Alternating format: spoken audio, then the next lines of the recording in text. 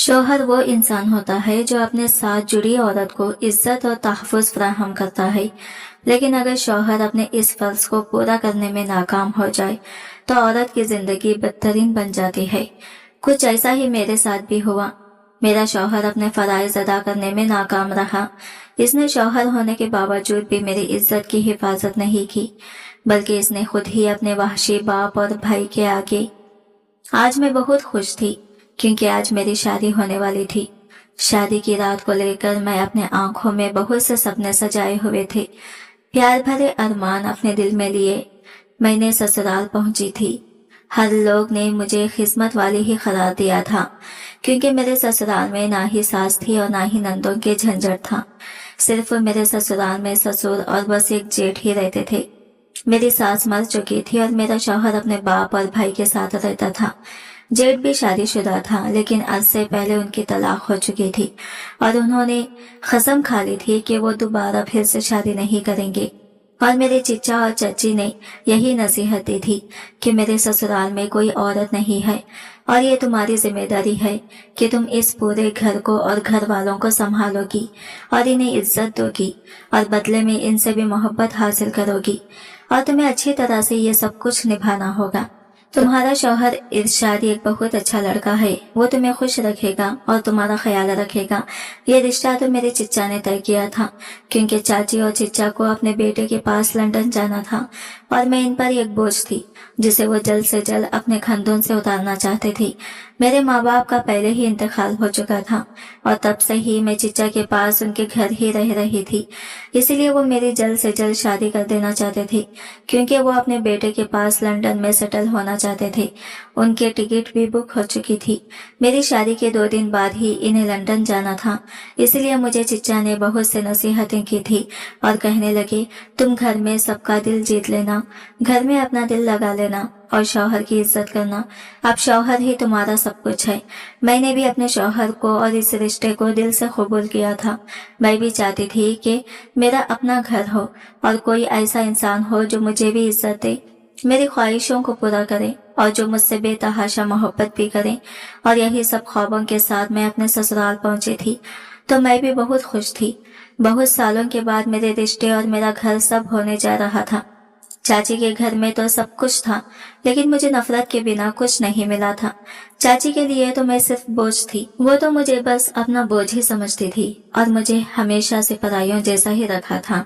इसलिए मैं चाहती थी कि मैं ससुराल को अपना बना लूं और ससुराल को अपना बनाकर कबूल कर लूं। आज शादी की रात थी और शादी की पहली रात मेरे कमरे में शौहर के बजाय पहले मेरे ससुर आए, तो इन्हें शादी की पहली रात ही अपने कमरे में देखकर थोड़ी हैरान हुई थी। फिर नजरें नीचे करके बैठ गई। मुझे तो कुछ शर्म महसूस हो रही थी, क्योंकि मैं दुल्हन बनी बेड पर बैठकर अपने शौहर यानी कि इरशाद का इंतजार कर रही थी। लेकिन इस वक्त कमरे में ससुर को देखकर मैं थोड़ा हैरान हुई थी। तभी वो मेरे करीब आकर बैठ गए। कहने लगे, मैं तुम्हारे शौहर का बाप हूँ, पहला हक मेरा है। मैं इनकी बात कुछ समझ नहीं। मैं इनकी तरफ ना समझे से देखने लगी तो इनके चेहरे पर एक अजीब सी मुस्कुराहट थी। फिर उन्होंने एक तोहफा मेरे आगे बढ़ाया। कहने लगे, ये तुम्हारे लिए है। मैंने शुक्रिया कहकर तोहफा कबूल कर लिया। वो मुझे कुछ देर तक बड़ी अजीब निगाहों से घूर रहे थे।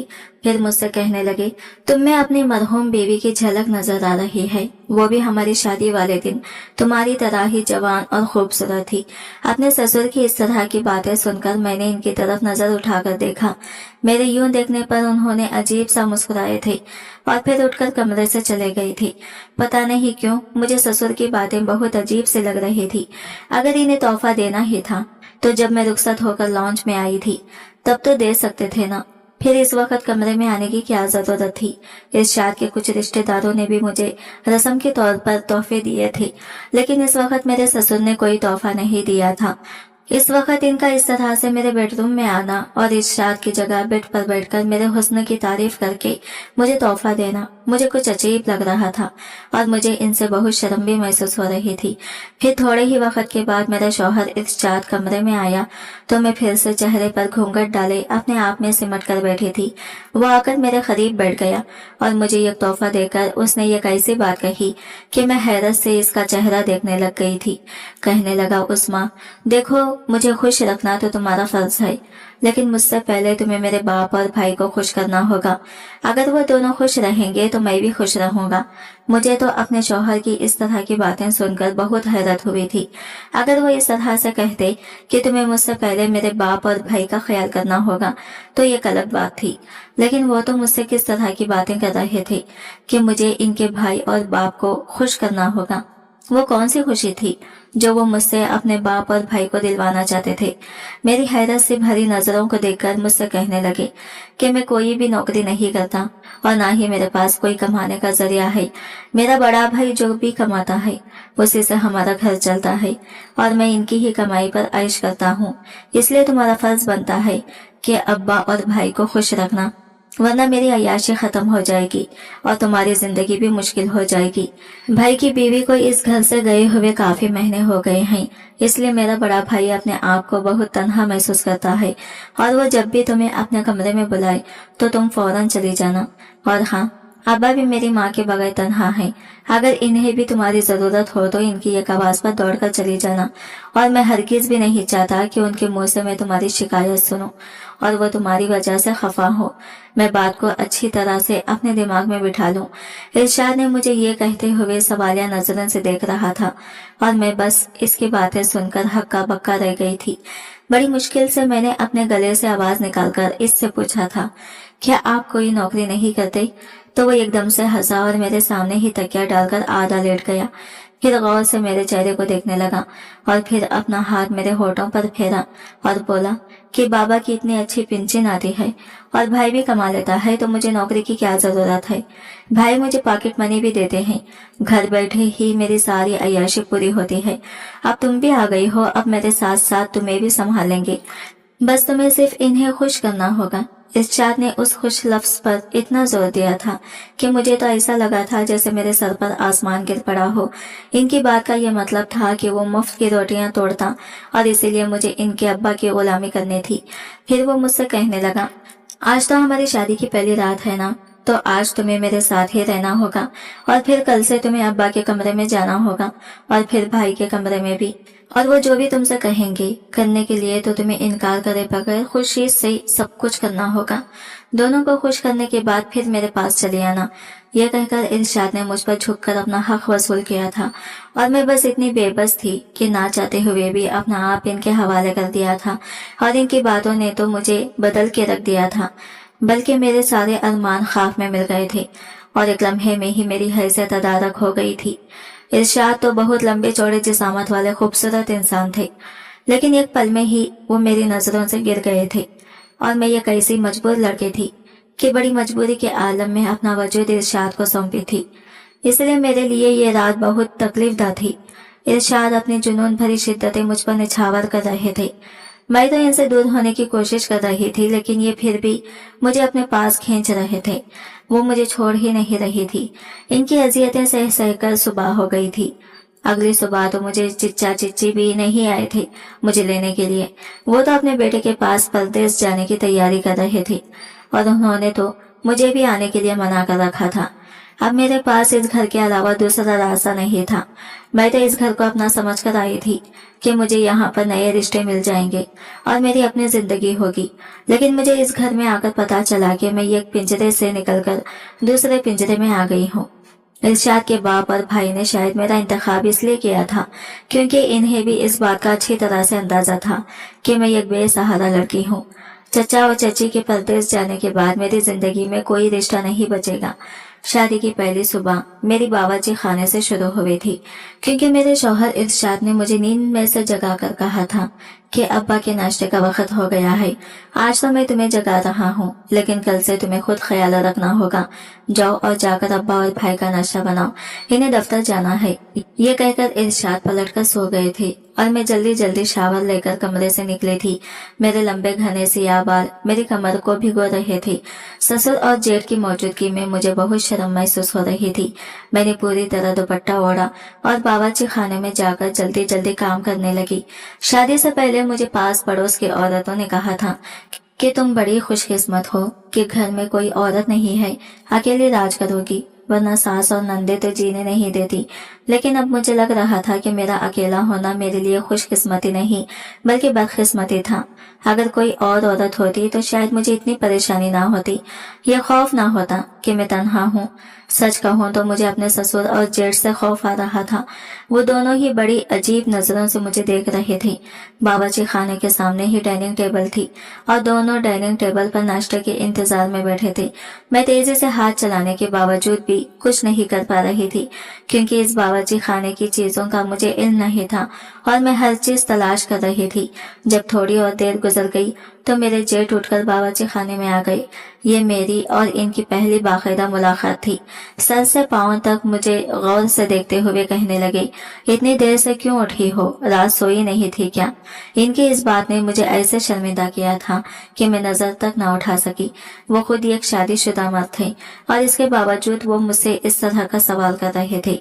मैंने नजर चुराकर कहा कि मुझे नाश्ते का वक्त मालूम नहीं था, कल से वक्त पर बना दूंगी। वो मेरे करीब आ गए, कहने लगे, देर हो रही है, लाओ मैं मदद करा दूं।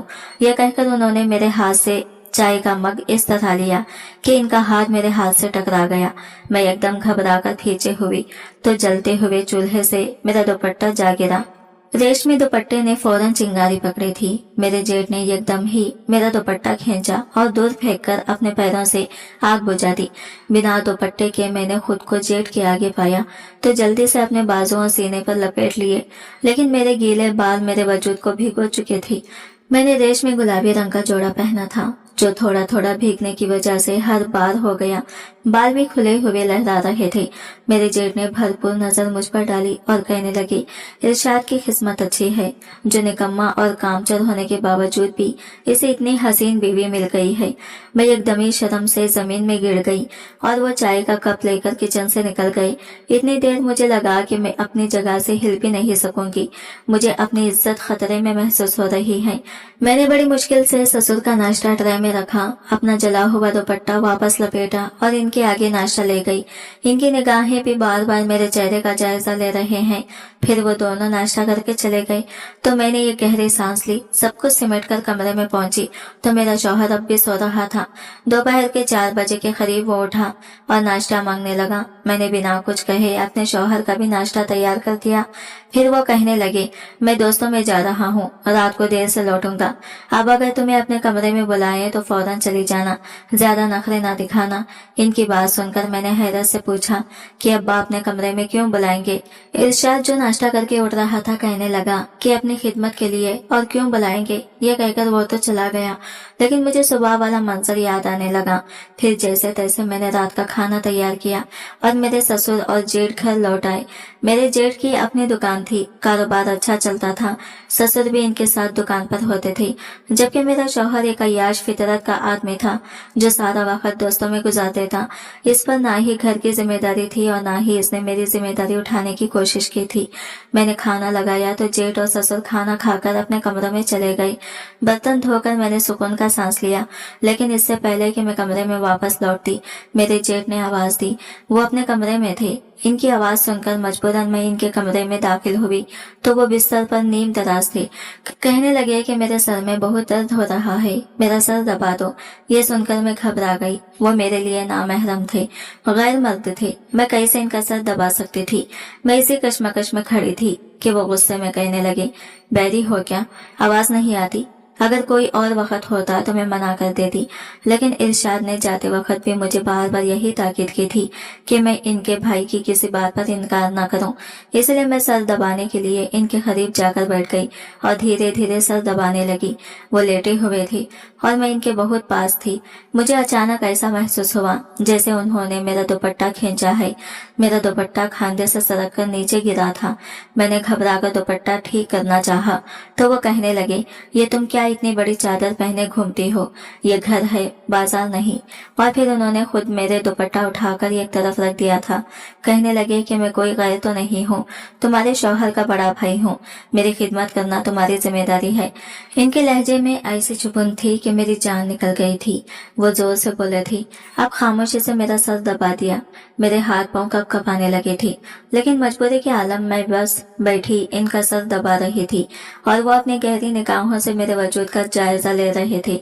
जो कपड़े मैंने पहने हुए थे वो सब मेरे ससुराल से आए थे। चचा चाची ने तो मुझे 2 जोड़ों में रुखसत किया था और ये कपड़े कुछ अजीब ही तरह से सिले हुए थे। गहरे गीले चिस्ट लिबास ढलते हुए कंधे और ऐसे में जेठ के करीब बैठकर इनका सर दबाते हुए मैं बहुत ज्यादा शर्मिंदगी का शिकार थी। कभी अपना गला ठीक करती तो कभी अपने बाल संभालती, साथ साथ मैं इनका सर भी दबा रही थी। कुछ देर गुजरी कि मेरे ससुर आवाज देने लगे। मेरे जेठ कहने लगे, जाओ जाकर अब्बा की खिदमत करो, मेरे पास बाद में आ जाना। और फिर वो करवट बदलकर लेट गए। मेरी जान में जान आई। मैं अपना दुपट्टा लेकर वहां से बाहर निकली तो ससुर ने एक नई मुसीबत डाल दी।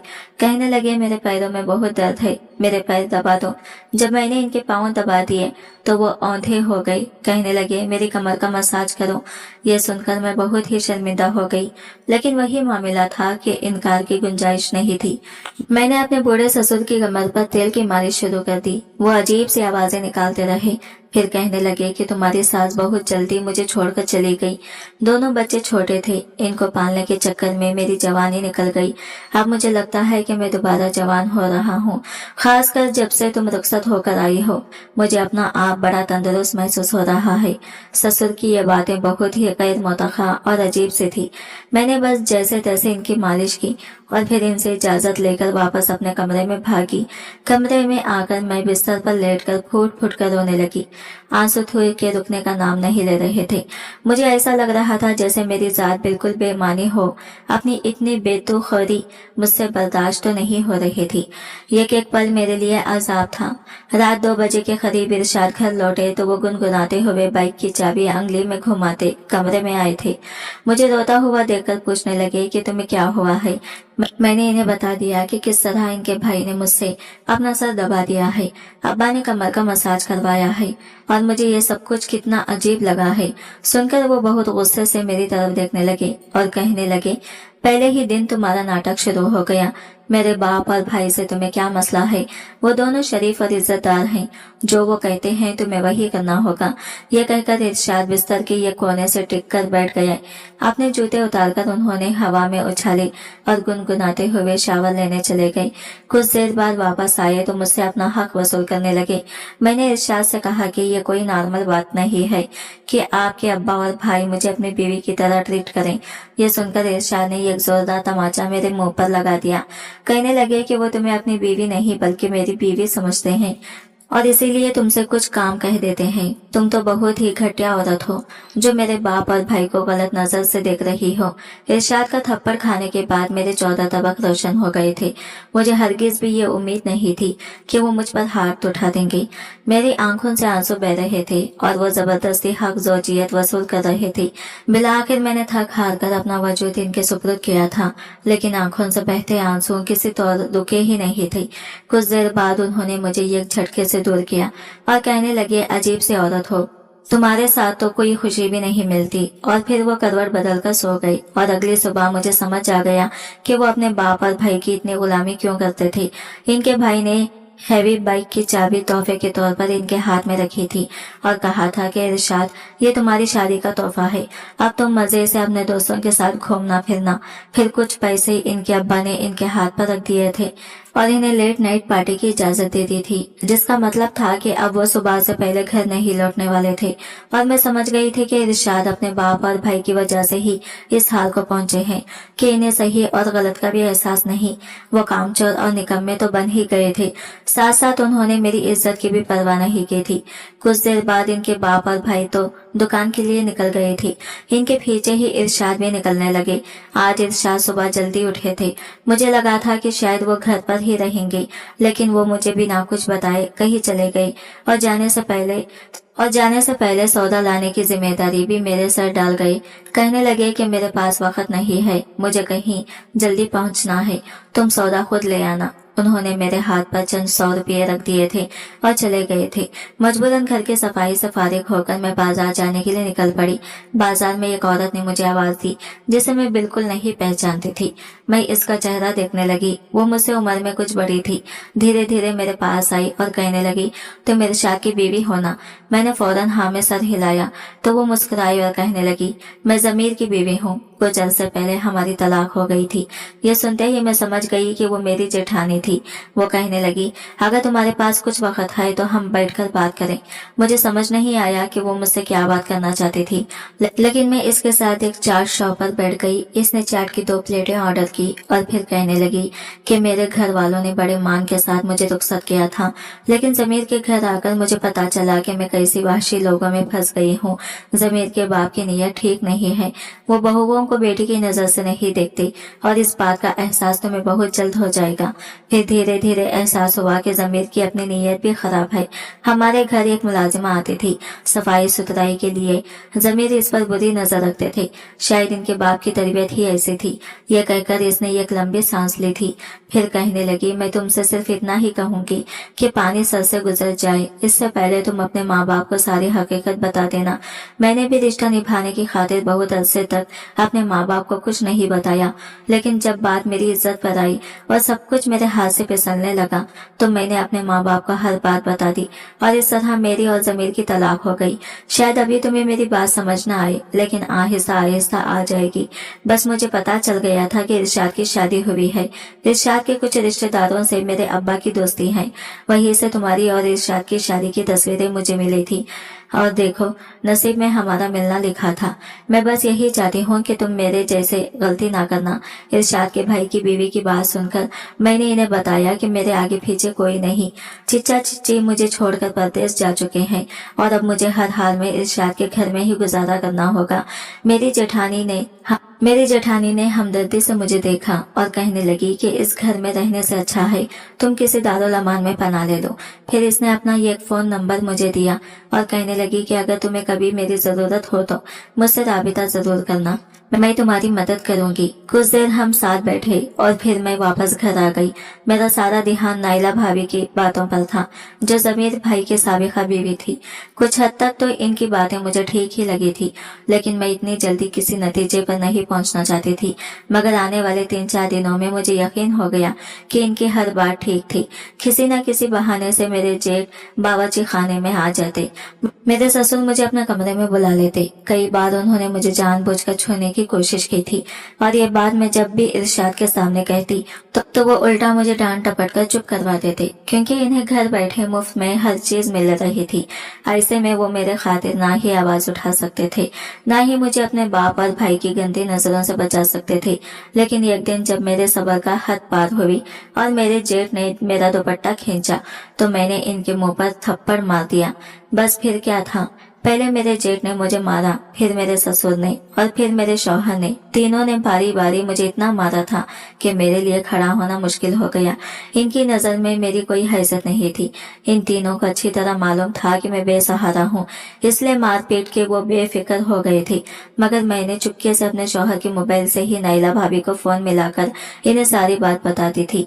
वो कहने लगी कि अगर तुम कहोगी तो मैं पुलिस लेकर आऊंगी और तुम्हें बचा लूंगी। मैंने इनसे कहा कि बस मुझे बचा लें और फिर कुछ ही देर बाद वो पुलिस लेकर आ गई थी। उन्होंने मेरे ससुर, जेठ और शौहर तीनों को डोमेस्टिक वायलेंस के इल्जाम में गिरफ्तार करवाया था।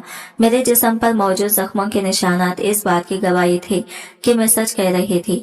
वो तीनों हवालात पहुंच गए थे, जबकि नाइला भाभी मुझे अपने घर ले गई थी। वो अपनी फैमिली के साथ रहती थी, लेकिन उन्होंने मुझे अपने ही घर में ऊपर वाला पोर्शन दे दिया था। वहाँ एक छोटा साइज स्टोर टाइप कमरा था। वो कहने लगी, तुम अभी यहाँ गुजारा करो, फिर मैं कोई ना कोई बंदोबस्त करवाती हूँ। मेरे लिए तो यही बहुत था कि वो मेरी मदद कर रही थी। फिर कुछ दिनों बाद उन्होंने इस कमरे को साफ सुथरा करवा दिया, साथ ही मुझे सिलाई का काम दिलवा दिया। मैं चची के घर में भी कपड़े सीकर अपना गुजारा करती थी, यहाँ भी कपड़े सीकर गुजारा करने लगी। नैला भाभी की भाई भाभी माँ बाप बहुत अच्छे थे, वो मेरा ख्याल रख रहे थे। कुछ ही अरसे बाद नैला भाभी ने अपने कजिन से मेरी शादी करवा दी थी, क्योंकि वो जानती थी कि मैं सारी जिंदगी अकेले नहीं रह सकती। इनका अपना भी किसी अच्छी जगह रिश्ता हो गया था। हम दोनों ही जिंदगी में आगे बढ़ रहे थे, जबकि मेरे जेठ ससुर और शौहर को 2 साल की सजा हो गई थी। कभी माजी में पलट कर देखती हूँ तो बहुत डर लगता है कि अगर इस रात मेरी इज्जत लुट जाती, अगर मैं बर्बाद हो जाती तो क्या होता। मैं सब वालिदैन से यही कहूंगी कि अपनी बेटियों की शादियां समझ कर करें, क्योंकि आजकल किसी की नीयत में कैसा फितूर हो कोई नहीं जानता। आज की वीडियो कहानी आपको कैसी लगी कमेंट करके जरूर बताएगा, और वीडियो अच्छी लगी है तो लाइक शेयर जरूर कीजिएगा। हमारे चैनल को सब्सक्राइब करें फ्रेंड्स। मिलते हैं अगले वीडियो के साथ, तब तक के लिए बाय।